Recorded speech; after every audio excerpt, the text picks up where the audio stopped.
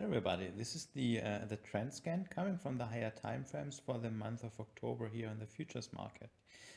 Well, this is in line with the new big picture outlook that a couple of the asset classes are screaming for bullishness.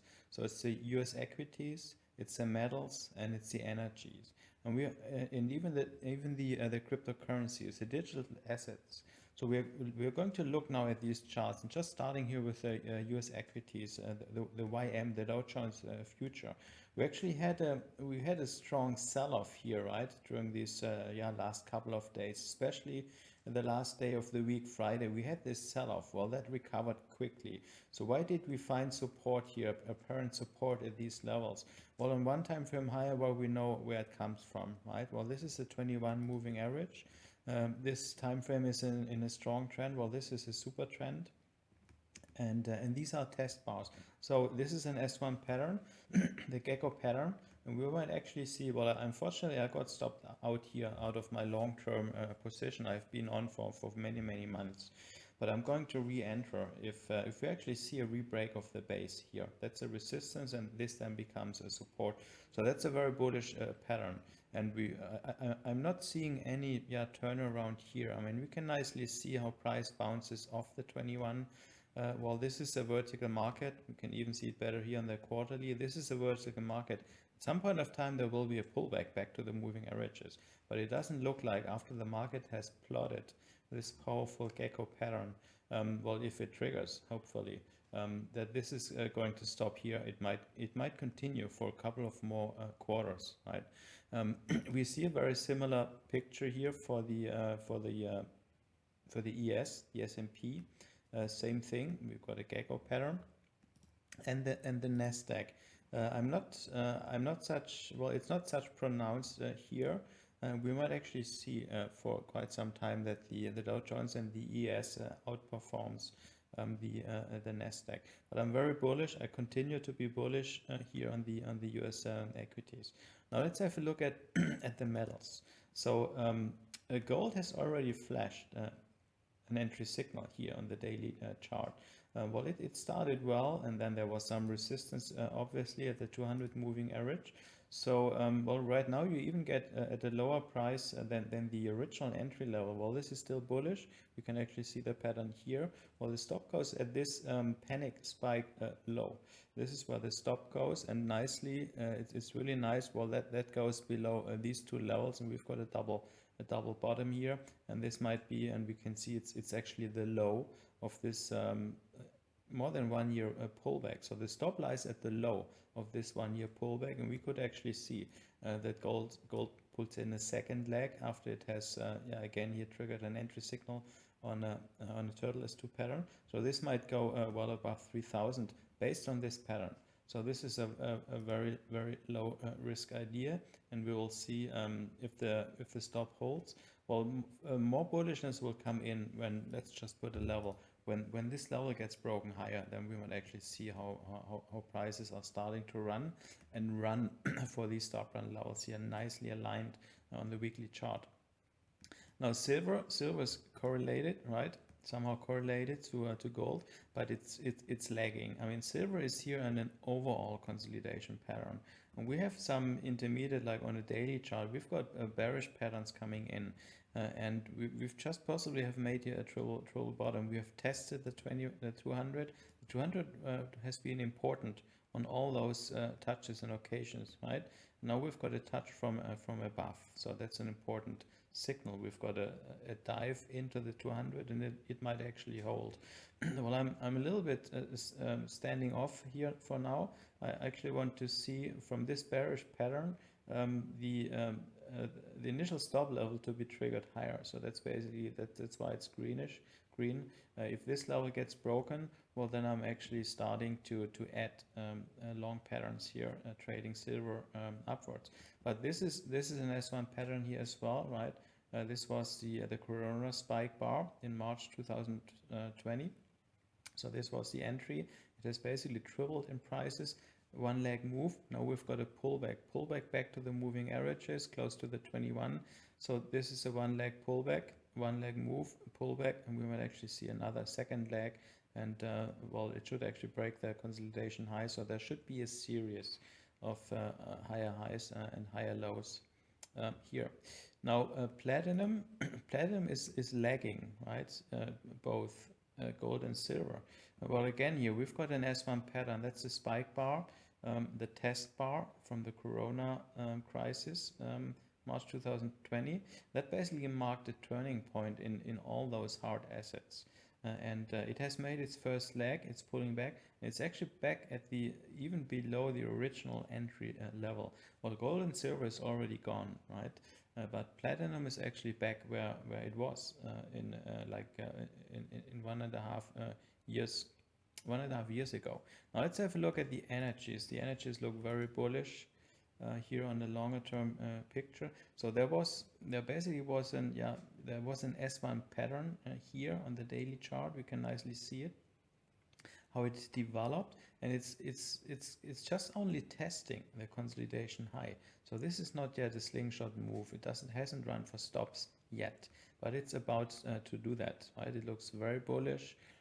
Looking here at these at the weekly, at the monthly, I mean there's so much room to go up to above 100. These are stop run levels. We might actually go, and as well here the 200 is a magnet level, so we should actually meet here these prior highs within over the next 6 to 12 months.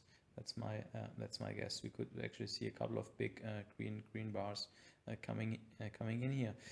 Well, that's a consolidation, right? Well, we better zoom in. This is a consolidation. Well, the consolidation occurs here on the 60 minute. That's an S2 turtle pattern, and it looks like it's going to work.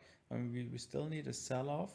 And in order to fulfill the rules for this pattern, but I'm pretty bullish here on crude, and let's have a look now. Now let's focus on the monthly. So this is about to run for those highs.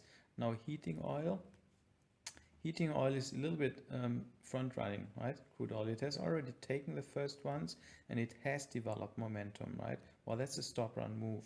It's a slingshot developing because taking out these highs. Well, there's another high, this one, and the 200 moving average. We already have cut through the 200, and there are a couple of other highs. So price is now drawn towards these. As you can see, well, we've just started this move, right? And it looks really bullish here. It's screaming for long heating oil. Well, it's similar for gasoline. Gasoline is advanced. Like is front running crude and heating oil. It has taken out all those highs, and we can see how it did it, right, with a lot of momentum. This is a super trend, and again here we are attacking the last highs. Well, it doesn't stop with the last highs. This should go much higher towards the $5 level. So energies and US equities look really bullish currently indeed. Now natural gas is a special case. Natural gas has been down from very high levels, right, down to around below $3. Now we just had here a reversal pattern, like a short pattern failure, and we were talking about this back down here, right, that we might actually see a counter trend rally. Well, it's famous, right? Natural gas is famous to run in both directions. That was great to trade. This was good to trade, and equally this one.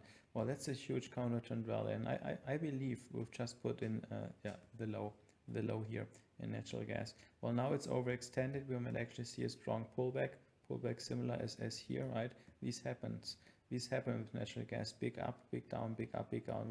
Well, that's a great trading market. Volatility is the trader's best friend. We might actually see that it comes down to this level maybe. Well, let's put a line down to this level, and this might be here the lowest low. We might actually see that natural gas joins all the rest, right? Like the other energies, it might join the metals and US equities for going higher and higher, for moving into bubble mode. Now let's have a look at let's look first at the US dollar index. It's a little bit more, more complicated here. So this was the long-term sell signal on the quarterly chart. Well, what we see here now is what is just pulling back, right? I mean, the red line, the red base is an important level, and prices like to test these levels from below. And this is what happens now. So we see some dollar bullishness here over the last week. It has bounced off this important level. Well, this is the level, right? I mentioned to put an eye on. If this gets broken, so then we might actually see it crash through the 200, attack this low, etc. Now this is another pattern, right? An S1 pattern, and coming out of the consolidation, breaking to a new high. This might be a failure, and it might re-break lower. Now let's have a look at digital assets. Well, they look very bullish right now. Well, just the last day, I think that was yesterday was Friday. It has plotted a really nice bar, right? So this was a bar that's basically resolving this pattern. This is an S1 pattern as well here. It's very bullish, and it looks like, I mean, we had this up run, right? It has more than six-folded.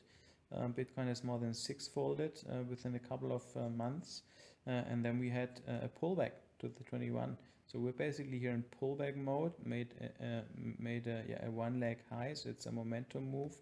So after this momentum move, we've got a consolidation, and typically what happens, well, you get a move of similar size, momentum move, well, this brings you actually to a new high.